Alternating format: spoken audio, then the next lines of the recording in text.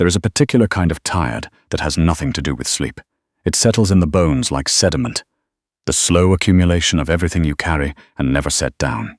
Iris Pelham had been carrying it for 2 years, through double shifts and weekend call-ins, and the specific grinding shame of watching a bank balance that never climbed past 3 figures before a new bill arrived to flatten it again. It didn't care that she was standing in the medical supply closet of one of the most heavily secured private estates outside Ottawa. It didn't care that the man who owned this house employed 6 armed security contractors rotating through the property in 8-hour cycles, or that the man himself had made 3 other men disappear last spring, in a way the papers called an undisclosed business dispute, and everyone in certain circles called exactly what it was. Her knees just gave out. One moment she was reaching for the top shelf to restock the saline bags, and the next the shelf edge was cutting into her palm, and then it wasn't, and the floor was pressing into her cheek with a cold, deliberate certainty. Iris didn't black out completely. It was more like a dimmer switch, the fluorescent hum of the closet fading to a soft grey, the ache in her lower back spreading out into something almost comfortable, the tight knot of panic she carried everywhere, loosening just enough that sleep slipped in through the gap. She'd been awake for 21 hours. She'd driven 2 hours from the city to cover a shift for a colleague with the flu, then stayed to finish the medication reconciliation logs the previous nurse had left incomplete. She'd been supposed to leave at 6. It was nearly midnight. She had forgotten to eat since morning. None of that felt like a good enough reason to be horizontal on the floor of a private estate's supply closet. But her body had made the decision without consulting her. Graydon Firth was not supposed to be on the ground floor. He kept predictable hours in the way of a man who controlled his environment with the precision of a military operation, because that was exactly what his early career had been. Up at 5, in the Home Office by 6, meetings by 8. He didn't wander. He moved with intention from point A to point B, with no unnecessary stops in between. But his head was splitting tonight, a slow, rhythmic pressure behind his left eye that had started during the conference call with the Halifax defense contractors and hadn't let up through dinner, through the Oslo contract review, through the 2 glasses of water he'd drunk at his desk, trying to remember if he'd taken anything for it. The paracetamol was in the medical supply room. He knew because he had a housekeeper who restocked it, but Mrs. Deacon had gone home at 9, and Graydon Firth had never once learned where she kept anything. He found the supply closet. He found the light on. He found Iris Pelham in a heap on the floor between the lower shelf and the wall, one arm stretched toward the saline bags above her, her face turned to the side on the linoleum, her breathing slow and absurdly, peacefully deep. He stood in the doorway for a full 10 seconds. She'd been contracted through the home care agency for 4 months, rotating in every 2 to 3 days to manage the medical annex left over from when his father was ill. He knew her name from the payroll files. He knew she was 27, that she never took coffee from the kitchen without asking, and that she left every surface cleaner than she found it. He knew she had never once looked at him with anything resembling fear. She looked, he had always noted, right through him, as though he were an inconvenient piece of furniture that happened to be in her way. "Hey," his voice was rough, unused since he'd ended the last call 4 hours ago. She didn't stir. He crouched down and put a hand on her shoulder. Gave her a firm, deliberate shake. She made a small sound in the back of her throat and sank further into the floor. Graydon looked at the shelf above her. He looked at the neat, obsessively organized rows of supplies. He looked at her hands, resting against the linoleum. Her right palm had a red welt from the shelf edge. Her knuckles were dry and cracked at the joints. The particular damage of someone who washed their hands 30 times a day with institutional soap and never got around to lotion. He exhaled through his nose. He should call Bowen. Bowen handled everything Graydon found inconvenient, which was most things. This qualified. He stood. He turned toward the door. He took 2 steps into the corridor. He stopped. The supply closet was at the north end of the ground floor, the coldest wing of the estate in January. The heat didn't reach it properly. He'd been meaning to have it looked at for 3 months. The floor was linoleum. The light was fluorescent. Graydon turned around. He didn't deliberate.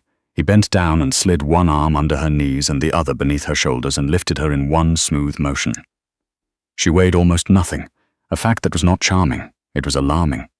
She made no sound except a long, slow exhale, and her head dropped against his collarbone like it belonged there, like her body had been looking for somewhere to put itself down.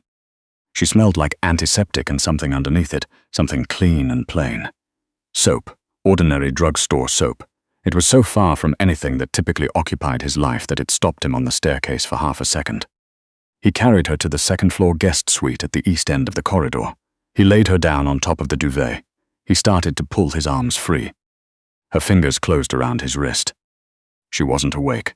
He could see that clearly, eyes still shut, breathing still deep and even. But her grip was immediate and absolute, the kind that doesn't come from decision-making. It came from someone much older than thought. Graydon looked at her hand on his wrist. He could break it easily. He'd spent 11 years doing things he never discussed in daylight, and she was a home care nurse with cracked knuckles and a welt on her palm. He didn't.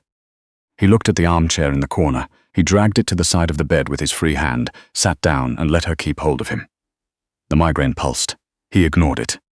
He was still there when the estate grew quiet and the mantel clock read 2 in the morning. Iris surfaced slowly, the way you come up from deep water. Aware of weight first, then warmth, then the complete wrongness of the ceiling above her. That ceiling was too high, too clean. The crown molding was painted cream and the light coming through the heavy drapes was wrong for her apartment, too pale, too still. She sat up fast. Her shoulder caught, the welt on her palm throbbed, and her right arm yanked taut before she'd gone 6 inches. Iris looked down. Her hand was wrapped around another hand, large, weathered, with a scar cutting white across the second knuckle and a watch on the wrist that cost more than 4 months of her salary. She followed the arm up, broad chest, open collar of a dark shirt. The shadow of someone who hadn't shaved in 2 days, a face that was deeply, defensively familiar because she'd spent 4 months carefully not looking directly at it. Graydon Firth. He was asleep in the armchair beside the bed, his head fallen back at an angle that was going to cause real problems for his neck.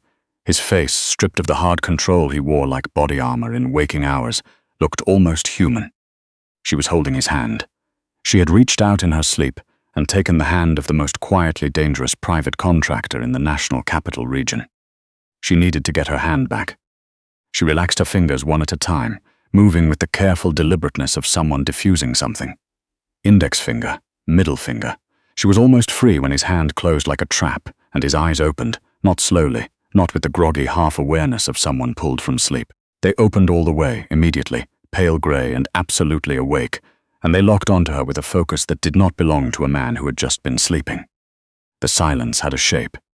Iris started. She stopped.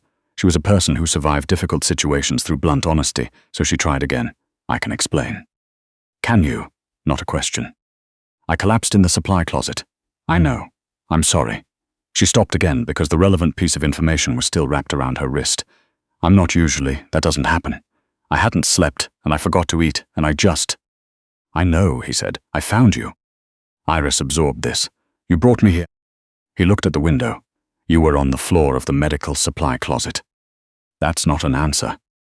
A muscle shifted in his jaw. The floor is unsanitary. She looked at him for a long moment. The floor in the medical supply closet. It's been flagged for deep cleaning. The schedule is on Mrs. Deacon's board. She didn't know what to do with this man. She'd spent 4 months carefully not knowing what to do with him, and she was too tired for it right now. She pulled her hand back firmly. This time, he let her go. She swung her legs over the side of the bed and stood. Her legs informed her, clearly and without ambiguity, that she should not have done that. Her vision went white at the edges and she pitched forward. His hands caught her waist before she finished falling. Iris pressed her palms flat against his chest to steady herself. Beneath the cotton of his shirt, she could feel the particular density of someone built by physical necessity, not a gym. He smelled like cedar and clean fabric and something she couldn't categorize, which was annoying. Sit down, he said. I have to go. My shift ended. She read the light from the window, her stomach dropping, 6 hours ago. Sit down. He said it the same way both times. No escalation, no performance. Just the flat, certain weight of someone who didn't expect to be argued with. He lifted her back onto the mattress in one smooth motion.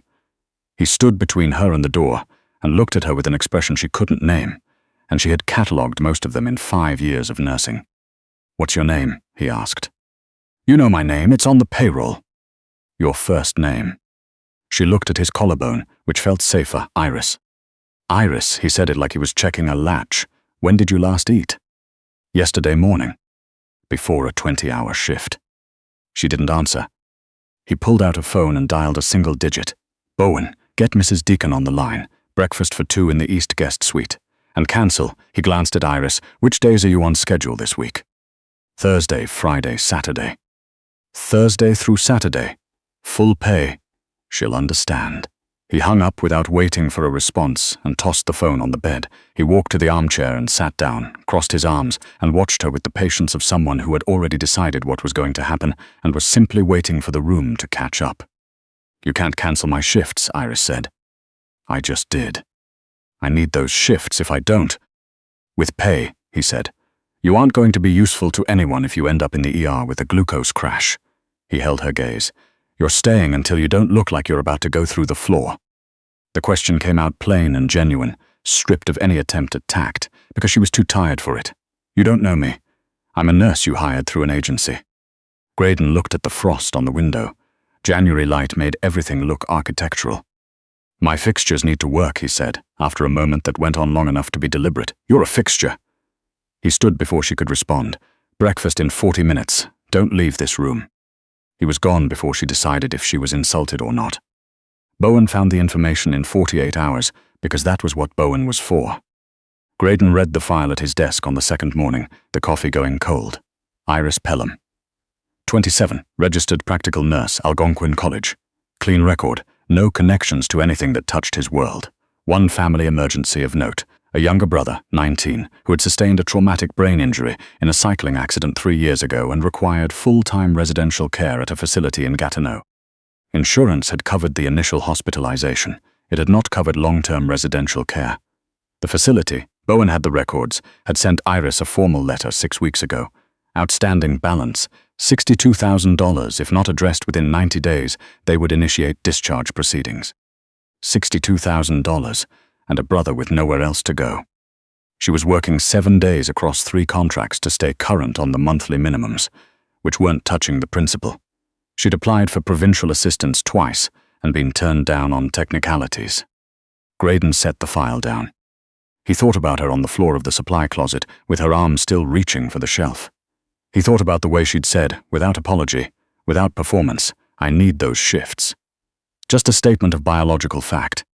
He thought about the facility's letter, which was very carefully phrased to sound like bureaucracy while operating like a threat. He picked up his phone. He did not call Bowen, he called his financial manager. She came to his office on the 3rd evening, summoned by a typed note left on the desk at 7 p.m. Office, GF, and she knocked twice, precisely. Come in. The office was dim, the desk lamp the only real light, and Graydon was behind it with his jacket off, and his sleeves rolled back over forearms that were more scarred than she would have expected. He didn't look up immediately. He let the silence establish itself. Then he closed the folder in front of him and looked at her, and she understood for the first time why people in his circles kept their eyes off him when they could help it. His attention had weight. Sit. She sat. I paid the balance on your brother's residential account, he said. No preamble. The facility has the transfer. The arrears notice is rescinded. His placement is secured. Iris didn't move. She felt the blood leave her face. The $62,000 is now owed to me, Graydon continued. I don't charge interest. I don't send collectors. You'll pay it back through a monthly deduction from your salary on a timeline we'll agree on. He pushed a folder across the desk. I'd like to change your employment status. Resident care manager for this estate, permanent, with full access to the medical annex. The role covers the annex, this office, and parts of the private wing the general staff don't enter. You report directly to me. Iris looked at the folder. She didn't open it. Why me, she said, for the second time in 3 days. This time he didn't look away.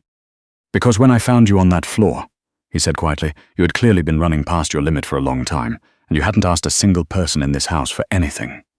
Not a chair, not a glass of water, not 5 minutes. A pause. I've watched you work here for 4 months. You're meticulous. You don't perform. You don't flinch. He held her gazed. I trust a person who keeps going until their body makes the decision for them. I don't trust people who make a show of their suffering. Iris looked at the pen on top of the folder. I'm trading one kind of debt for another, she said.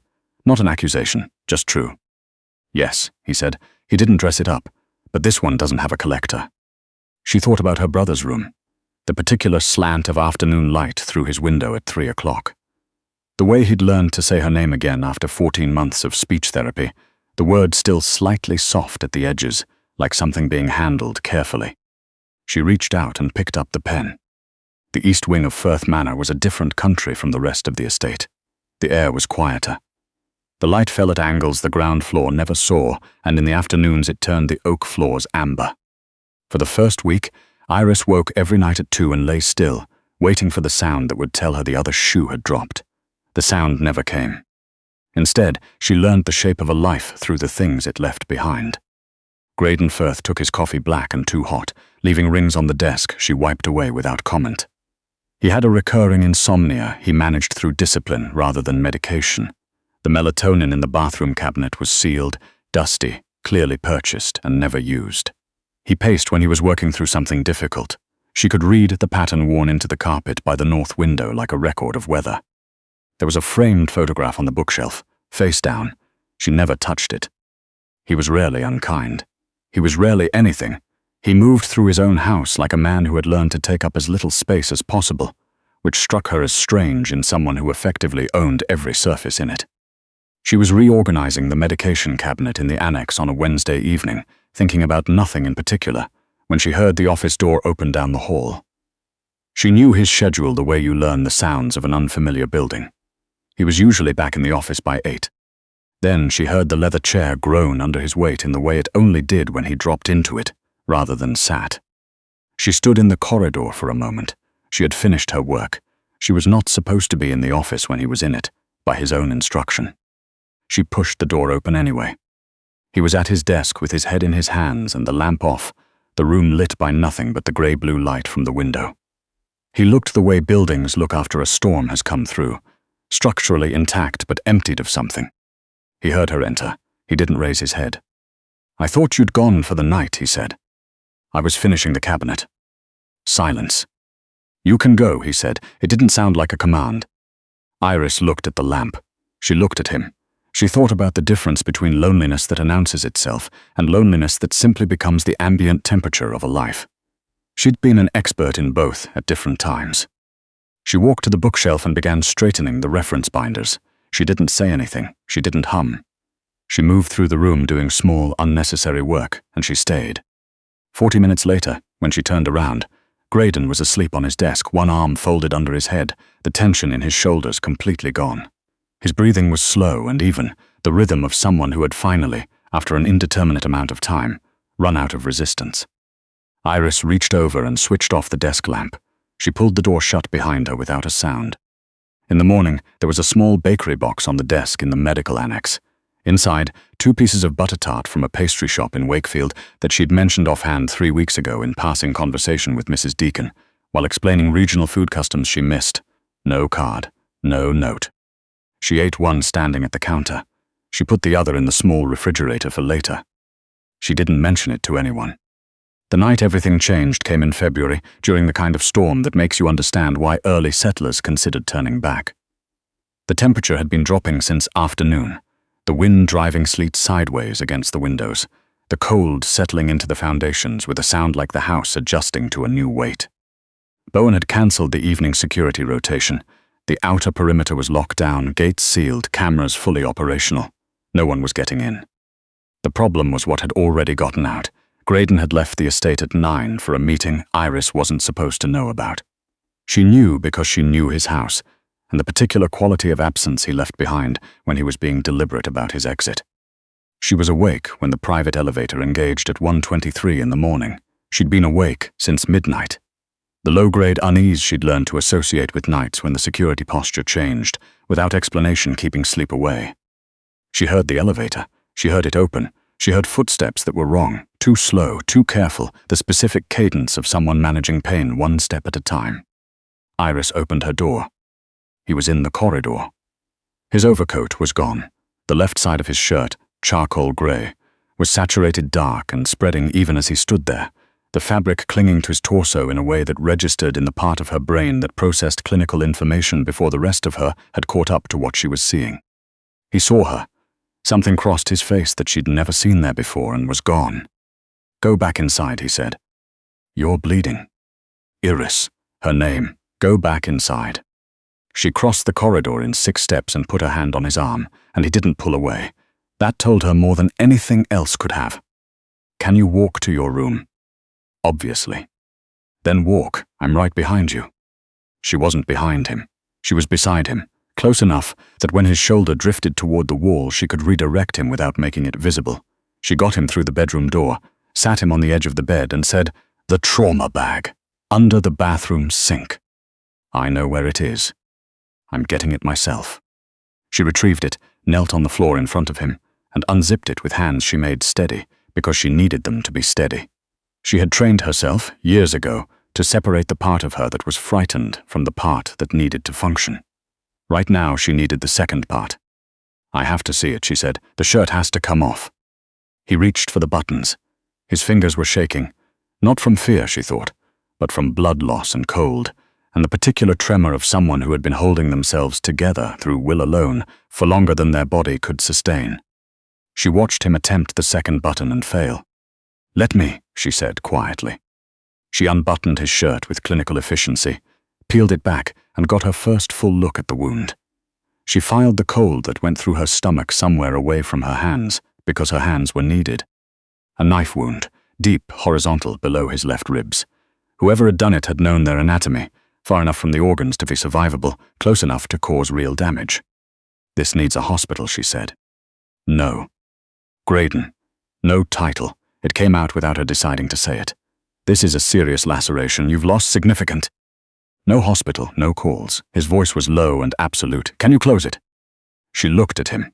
She looked at the bag, stocked with the kind of supplies that told her this was not the first time this decision had been made in this house. "I can close it," she said. "It's going to hurt." "Do it." She poured saline into the wound. His entire body went rigid. She felt it through the contact between them, his hand shooting out and closing around her arm with a grip that shook.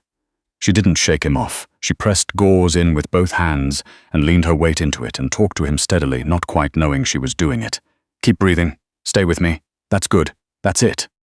She worked for 15 minutes. She cleaned it, glued the edges, taped it shut, wrapped a pressure bandage around his torso, and pulled it firm. When she finally sat back on her heels, the room was very quiet.